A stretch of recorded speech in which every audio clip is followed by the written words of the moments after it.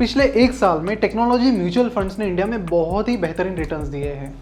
Franklin India technology fund ने 71.08% return दिया है, टाटा डिजिटल फंड ने 106.16% और इसी तरह बाकी जो टेक्नोलॉजी फंड्स हैं उन्होंने भी बहुत ही बेहतरीन रिटर्न्स पिछले एक साल में दिए हैं।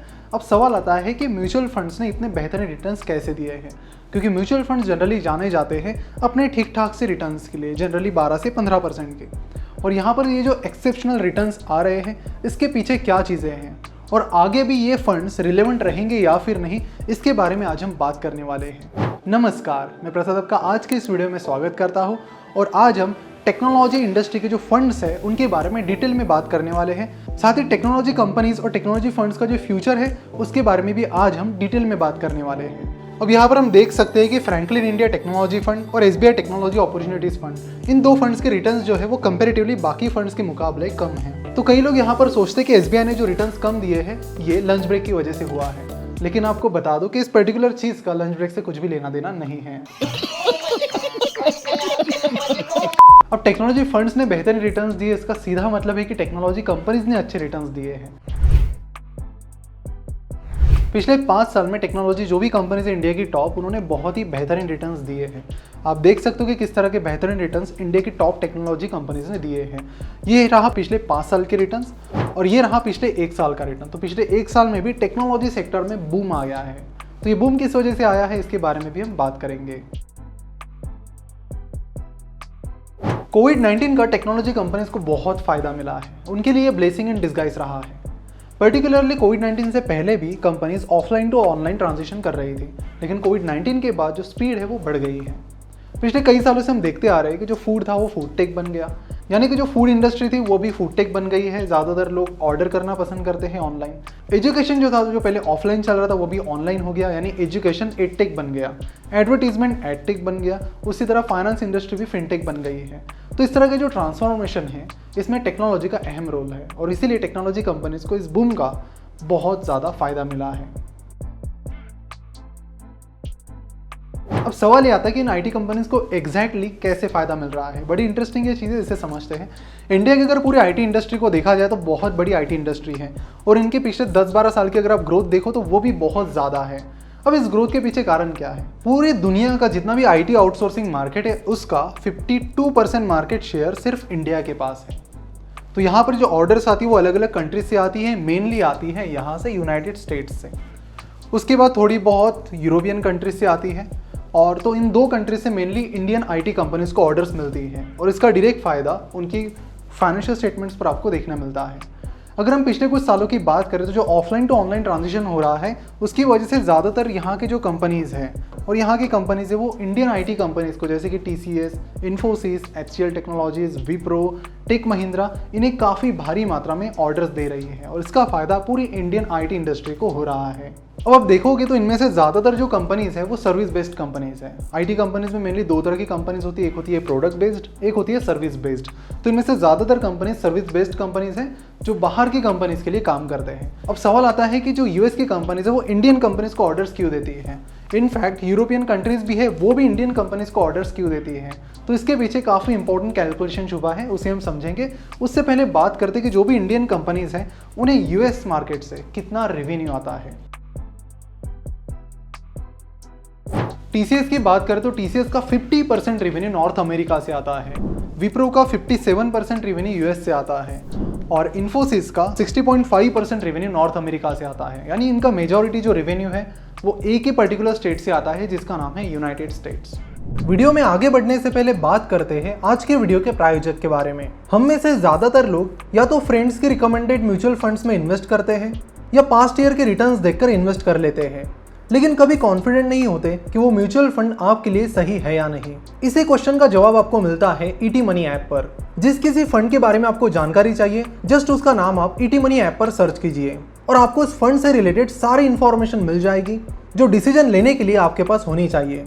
और सही डिसीजन लेने के लिए उस फंड ने पास्ट में कितने रिटर्न्स दिए हैं ये काफ़ी नहीं है, इसलिए ET मनी आपको फंड का रिपोर्ट कार्ड भी देता है। ये रिपोर्ट कार्ड आपको बताता है कि जब मार्केट गिरता है तब उस फंड ने बाकी फंड्स के कंपैरिजन में किस तरह से परफॉर्म किया है और ये चीज़ आपके इन्वेस्टमेंट को बचा सकती है और आपके लॉस को मिनिमाइज भी कर सकती है।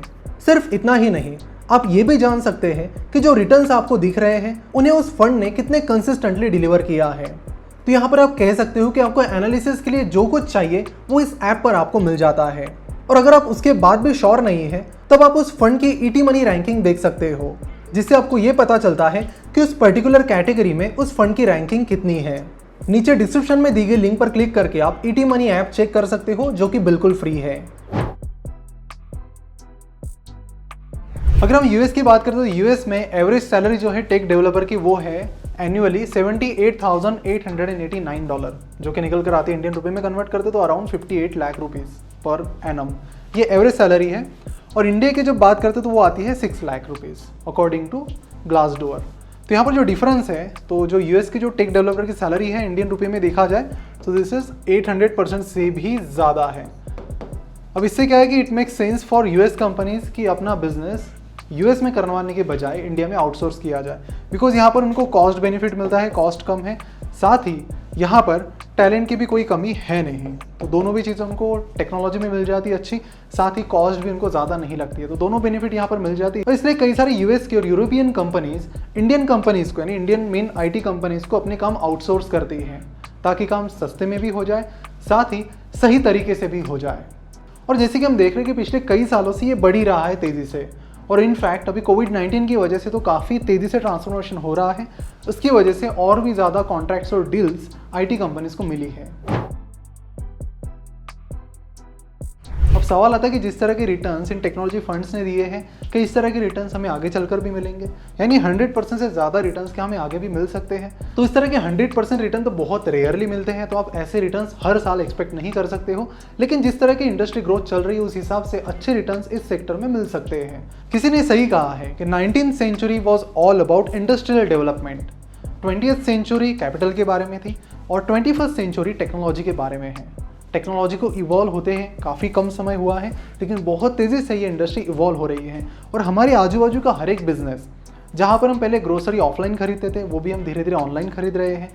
जो सामान हम दुकान जाके खरीदते थे वो भी हम ऑनलाइन खरीद रहे। तो अल्टीमेटली कई सारी चीज़ें यहाँ पर काफ़ी तेज़ी से बदलती हुई नज़र आ रही हैं, और इसका फ़ायदा अगर किसी को हो रहा है तो हो रहा है टेक्नोलॉजी इंडस्ट्री को और टेक फंड्स को।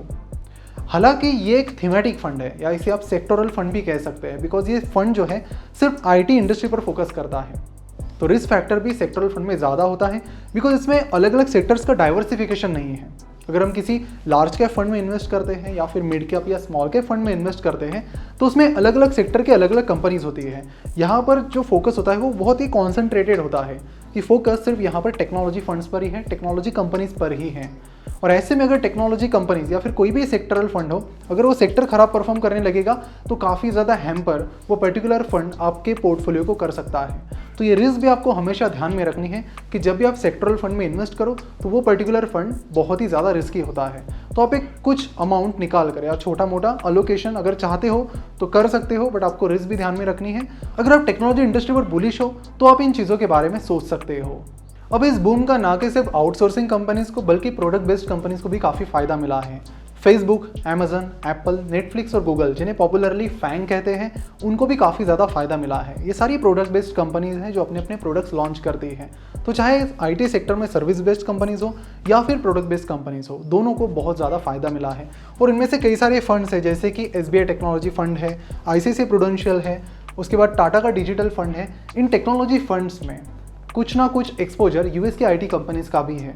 तो जब भी आप इन फंड्स में इन्वेस्ट करते हो तो आप ये भी देखिए कि उनमें कौन कौन सी कंपनीज का एक्सपोजर है, और इस हिसाब से आपको वो फंड सिलेक्ट करने में आसानी होगी। आशा करता हूँ कि आज के इस वीडियो से आपको टेक्नोलॉजी इंडस्ट्री और टेक्नोलॉजी कंपनीज के बारे में जानकारी मिल गई होगी। मिलते हैं ऐसे ही इंटरेस्टिंग अगले वीडियो में। और हाँ, ईटी मनी का ये म्यूचुअल फंड ऐप भी ज़रूर चेकआउट कीजिए, और साथ ही हमारे सोशल मीडिया प्लेटफॉर्म्स को फॉलो कीजिए। जल्दी हम आपके लिए एक बेहतरीन गिव अवे लेकर आने वाले हैं, जिसमें हम आपको 200 बुक्स गिव अवे करने वाले हैं। 200 बुक्स का अगले वीडियो में हम इसके बारे में डिटेल में बात करेंगे। So see you in the next video. Thank you so much for watching this.